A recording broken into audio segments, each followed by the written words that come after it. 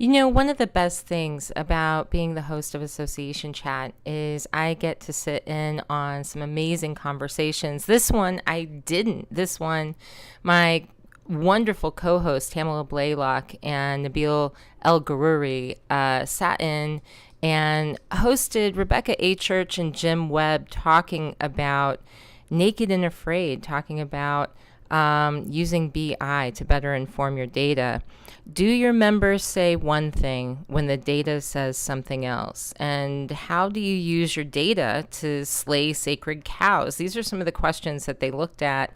And there's some interesting things. You know, at one point, Rebecca talks about looking at the trends, gaps, anomalies, areas for advancement. And she says you can't deny the data. Can you deny the data? I don't know. If we're looking at this world being in the age of the Google truth, where what somebody says and reports on an official poll or survey is vastly different from what they might type in or say in their search engine, the Google truth, we have data to tell us what the truth is. Listen in as they go into this and explore this with Rebecca Achurch and Jim Webb. Really great show. Okay, so I want to do our sponsor message before we speak to our guests. So all of us in Association Chat would like to thank our sponsors, Fontiva and Association Studios, for their continued support. Thank you very much. Thank you. Please visit associationchat.com to find out more about these wonderful companies. Fontiva hosted the blog post about business intelligence earlier, so thank you very much. So we're here today with Rebecca Achurch and Jim Gibson, and we just want to say thank you for coming. We are really thrilled to have you. And we got through all our tech problems that we had just the moments before. So, not mine. Tamala, why don't you? Rubbing it in. Yes, we are. Anytime you can give the IT people grief, it's just fun for us. Please. That's it. Before I get started, thank you so much for Amalia for pointing out that the vacation study came from an association, Project Time Off. So there's always an association behind the good data that we get.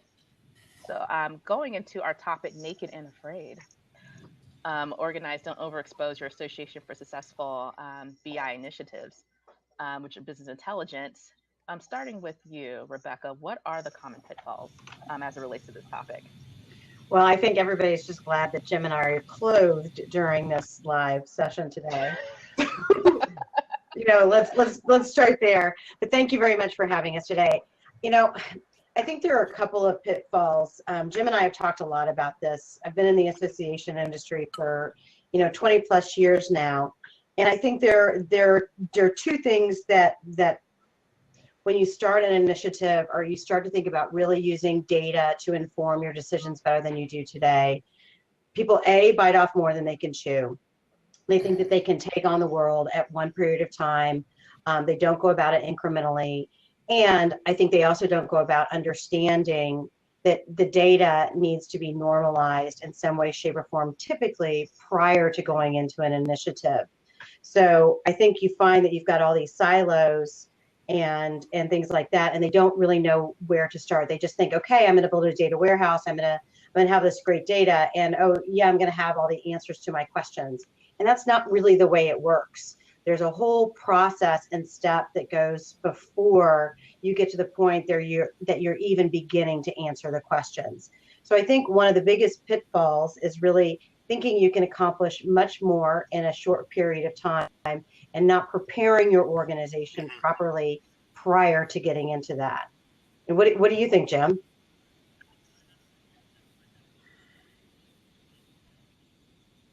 Yeah, and I would agree with that, Rebecca. I mean, what I see a lot is, people kind of jump right into the, let's talk about the data, let's try to get one answer, or let's try to clean up data without stepping back and kind of understanding that there's a whole data governance policy and strategic piece of it that you should really be starting with and not just jumping into answering a question or like slicing out a piece of data and looking at it, because that's more data management. So you really have to understand that. So where would you start between data governance and data management? This is really great points, and I want to help some of our listeners. Where would you start with all this? I think part of it depends on where you are from a maturity standpoint within your organization. So one of my favorite authors in this space and an expert in the space is Thomas Davenport, and he talks about data in 3 different ways. He talks about it as descriptive, kind of the age of analytics being descriptive, predictive, and prescriptive. And everybody talks about predictive analytics and wanting to get to prescriptive, which is really being able to drive behavior and the behaviors that you want in an organization. And from my perspective, we need to start with understanding much more our descriptive data. So I think a lot of organizations, and I did a presentation recently at Digital Now a little bit about this, and I'm working with an organization currently that had these just old ancient historical reports, and how they started or where we're starting them is really by introducing the organization to the data. So their past kind of pattern was, we have an event, we have an initiative, here's the report, this is what we did. Okay, what are we going to do next year? So the first transition we made was, let's help you understand the data better. Let's put it to you in real time so you can begin to have a conversation with that data. You understand what's there first, and then move potentially to the predictive side. So can you begin to make some course corrections in real time versus, again, hey, I want to go all the way to predictive or prescriptive. So where I tend to start, or where I think a great place to start for organizations that are newer in this model is, hey, let's first understand what data is there. How have we looked at it from a historical perspective? What's been missing that we've wanted to answer? And then how can we put that in a format, a function that's digestible for our audience and for the average association consumer so it can provide value?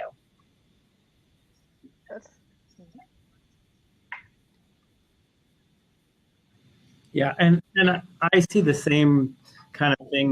What you're talking about, Rebecca, is there's 2 ways to look at this. I mean, if your organization is mature and you can go and kind of align, your strategic goals to a kind of a business intelligence project, and you can say, gee, I want to accomplish whatever it might be, member retention or something, and kind of get to that. That's great. But on the other hand, if you're not on that maturity model and you're really just trying to get to something prescriptive and then move to something analytical, you can literally go and say, I would like to answer that retention question, as an example, maybe even if it isn't aligned to a strategic goal, but at least do something, at least get, start the process somewhere. So you're either starting at high in a strategic level, or you're starting at lower in the organization and answering. That's one thing that we, I've also done with another organization, is instead of going kind of the big bang, or again, thinking, hey, we can crack this business intelligence net, which is generally, from a strategic standpoint, it's going to be a significant investment if you want to really get to that predictive and prescriptive stage of your organization, which frankly, to be honest, most associations aren't there yet. I mean, we're just beginning to understand what data is there. We're just trying to be able to ask some simple questions. So as Jim said, I think you can either start high if you already have that strategic buy-in, or if you start at kind of a grassroots, you can find a champion within the organization and find one small yet ROI focused initiative where you can show a return on that investment, that you can provide an insight or some data or an answer to a question that perhaps has never been able to be answered before. And if you're able to do that, then sometimes that leads to much more of a groundswell or kind of a domino effect of, hey, this works. Maybe this is worth an investment. So sometimes when you're not able to convince an organization at a strategic level, if you start at something small that you're able to digest and show a true measurable result, that's another way to really get some buy-in from your organization. I think that's a Exactly. So I would actually say, I mean, as an example, I work for American Hospital Association. Yes, we're a big organization, but 8 or 9 years ago, we did exactly that. We didn't have the whole strategic thing going on, although we do today. But we actually went to answer some questions around our personal membership groups, around membership, and to kind of do some year-over-year metrics just on specific membership.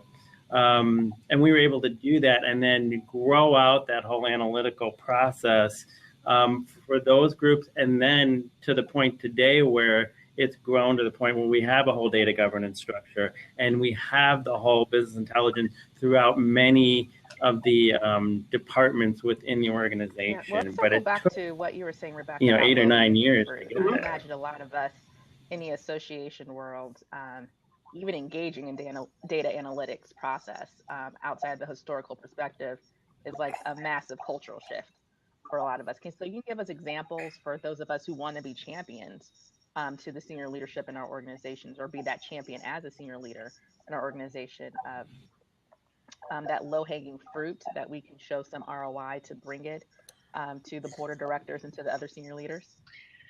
Okay, so I think one place that you could start potentially is in sponsorship for events or something along those lines. So there are two examples that I would use: is potentially target market for sponsorship for an event. And the other example that I would potentially use is with maybe a particular market segment with your membership. So say, for example, with sponsorship, one thing that you can do is begin to look at, and I wish I had done the screen share because I could actually show you a couple of reports that we've created. So one of the real-time reports that we've created is our sponsorship for various events over time in a current year. So our senior management can now go in, look at their dashboard, and see every single one of their sponsorships by event in this kind of very clean, color-coded dashboard. Sounds, okay, that sounds simple, but what it allows them to do is look at the market segments, who's sponsoring, and we're able to do comparisons year over year. So we're able to say, these are people who sponsored last year that aren't sponsoring this year. These are people, these are the organizations, or the types of organizations that now have an uptick in sponsorship that perhaps didn't participate last year, or perhaps we're seeing a gap. And that's all in something that's very visually consumable, that you can see the trends and you can see the patterns in the dashboard itself. And that's a real low-hanging fruit because you can see the patterns. Whereas in the past, how that may have happened was, give me a report of our sponsors for XYZ event.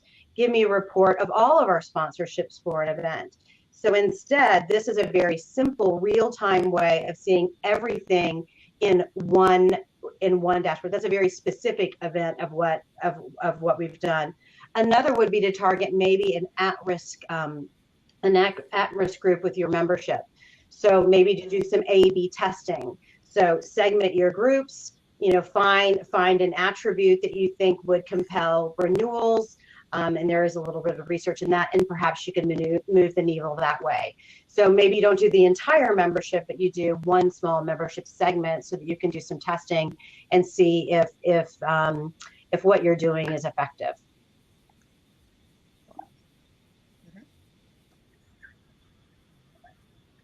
And I would say also just inherent in the power of BI and being able to bring multiple pieces of data together and compare, even just making sure your data is clean is low-hanging fruit, because you can actually put that information into a dashboard and say, gee, I'm missing a bunch of data, or I know AHA, we actually did a lot around demographics. So how you collect demographic data on your members. We could actually say, gee, we're 20% of our total membership has 80% of the demographic data loaded, and now let's do a campaign to get the demographic data in because we don't have that too. Something getting the accurate data from everyone, because we're if we don't have it, we're underreporting everything. That is the one thing that I think any sort of data related project what every organization needs to prepare for is it's going to expose data anomalies, and it's going to just expose data inconsistencies in both how organizations are using data and how organizations are storing data and collecting data. And it exposes it, or using your AMS or using another system, it exposes that in a heartbeat. So you have to be kind of prepared that to enter and engage in those conversations, because it will absolutely shed light on anomalies in your database, 100%. So I wanted to bring to the group a question from Richard Young. And the question was, when asking questions to gain new data, how do you recommend not introducing bias into those questions? For example, you end up proving what you want rather than finding out what the data is telling us. The additional question he asked was, is there a good book to read on how to ask and structure good questions, when evaluating that data to eliminate bias? So on the, let me do some research on the questions. One group that comes to mind that I know is very good about asking questions is Association Analytics. And I'm sure a quick call to Debbie, and she's probably got a whole list of books. So I'll reach out to Debbie and see if I can't get a list and get that back to you, Richard. I can't, with regards to bias, I'm trying to think, when you're trying to gain new data, maybe I don't understand what you mean by gain new data. Jim, do you have any specific thoughts? I think I may be missing a specific point.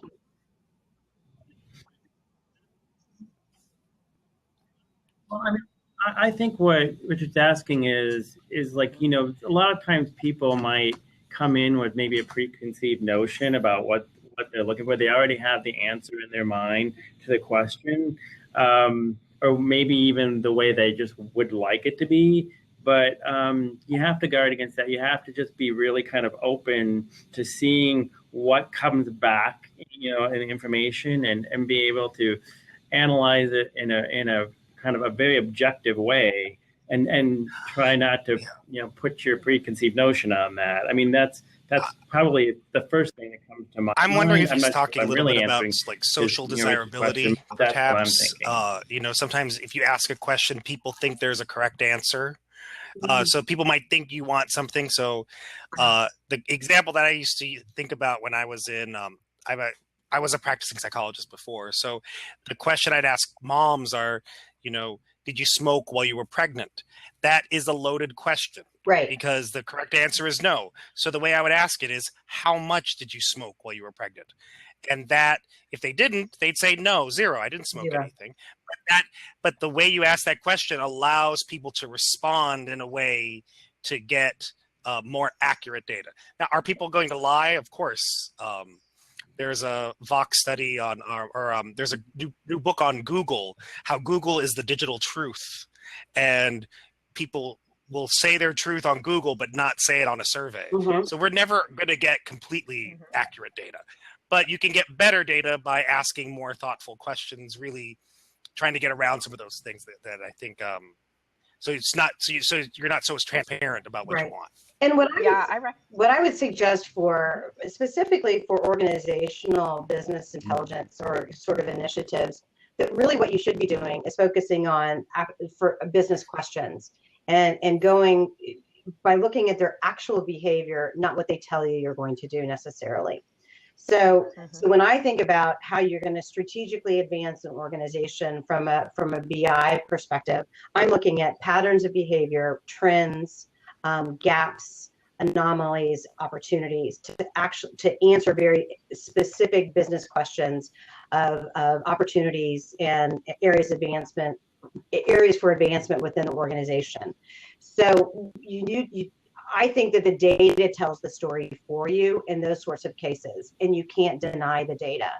The example I'll give to that very briefly is, I know a group did a big study, and they were looking at whether or not going to the national meeting. Actually, they thought for sure there was an assumption within the organization that the national meeting compelled membership, and that those people would be longtime members of an association. Well, when they looked at the data and they actually broke it down, they found out the reverse to be true. And so they looked at the actual behavior versus what people tell you. Because what they would tell you on a member survey is the national meeting was super valuable. But what the data said was actually, it didn't compel membership for long periods of time. So that's where you can begin to address what I think are kind of those long held, those sacred cows within an organization. What people tell you and their behavior can be very different. Yeah, I agree with that. And really to let the data speak, asking, as Nabil was saying, open-ended questions. Yep. I'm currently working at a trade association where for one of our meetings, the target demographic are white males, C-suite, really, really large companies, median age 55 to 65. So the preconceived notion going in, because we were evaluating getting an app at the time, is that people of that age and that demographic are not going to engage with Wi-Fi and are not going to engage with apps. So what we started doing is feeding them Wi-Fi codes. And what we found is that the older they were, not only were they more likely to use Wi-Fi, they're actually more likely to use Wi-Fi on more than one device. Interesting. Which was the opposite of what the bias was going in, that they have no interest in Wi-Fi. They have no They can interest in afford 2 devices. That is true. But also it's instead of having the question of, well, I mean, the non-PC ways to say it's like, well, old people use an app. It's more of what is their engagement with Wi-Fi during our meeting. And we found out that they actually have a very enhanced engagement with an app because it simplifies the process for them. So Gotcha. How we shop for the app was different based on their demographics. But if we went with preconceived notions, that it would have been very easy to use data to prove that they don't care about Wi-Fi, Right. where the data told us the exact opposite. So it's really having opening questions of who uses it instead of will they use it. I want to be mindful of time, so it's 2:27. So any final thoughts from our guests? Any final tips for people afraid of this in their association, or to convince your senior leadership? I'm gonna let you start, Jim.